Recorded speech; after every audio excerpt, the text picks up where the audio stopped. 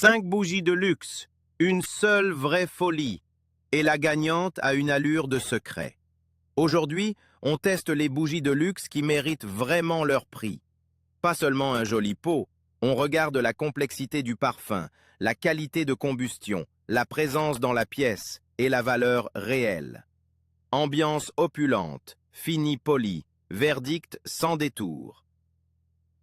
On ouvre avec le Labo Santal 26, culte et minimaliste.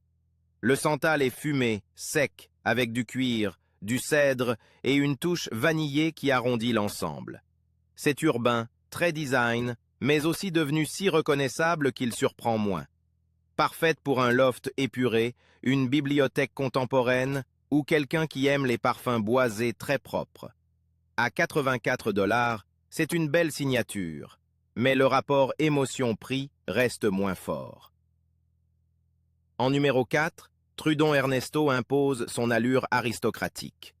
Cuir, tabac, bois fumé, Ernesto sent le salon ancien, le fauteuil patiné, le cigare froid posé dans un cendrier de cristal.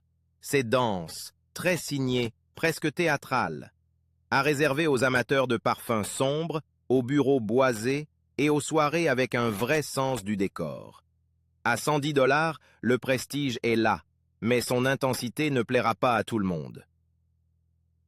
En numéro 3, Jo Malone Pine and Eucalyptus joue la fraîcheur chic. Le pin est propre, vif, presque cristallin. L'eucalyptus apporte une sensation fraîche et élégante, tandis que le cyprès garde l'ensemble plus sophistiqué qu'une simple bougie de saison. Parfaite pour une entrée impeccable, une maison fraîchement rangée ou un matin lumineux de décembre.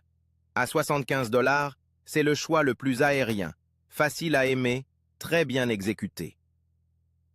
En numéro 2, Diptyque Feu de bois reste un classique absolu. On retrouve ce feu de bois sec, élégant, immédiatement reconnaissable. La fumée est nette, jamais sale, avec une chaleur de cheminée parisienne qui donne du relief sans écraser la pièce. Idéal pour les soirs d'hiver, un canapé profond, un plaid lourd et une lumière très douce. À 78 $, c'est une valeur sûre, chère, oui, mais presque intemporelle. Et voici le numéro 1, L'Umonde Oud and Roses. C'est la bougie la plus cinématographique du classement. L'oud fumé arrive d'abord, sombre et enveloppant, puis la rose de Damas devient velours, presque licoreuse.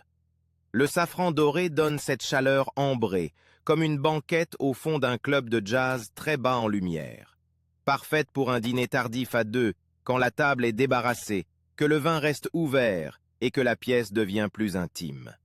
Notre choix éditorial, luxueuse, mémorable et clairement la plus désirable. Récapitulons. Le Labo séduit les minimalistes. Trudon dramatise la pièce. Jo Malone apporte l'air frais. Diptyque reste l'icône cheminée. Mais pour le vrai frisson luxe, l'Umonde Oud and Roses gagne par son sillage, son décor mental et son émotion. Sauvegardez cette liste avant votre prochain achat. Si vous aimez les tests de bougies haut de gamme, abonnez-vous. Dites en commentaire laquelle vous allumeriez ce soir et gardez l'Umonde en tête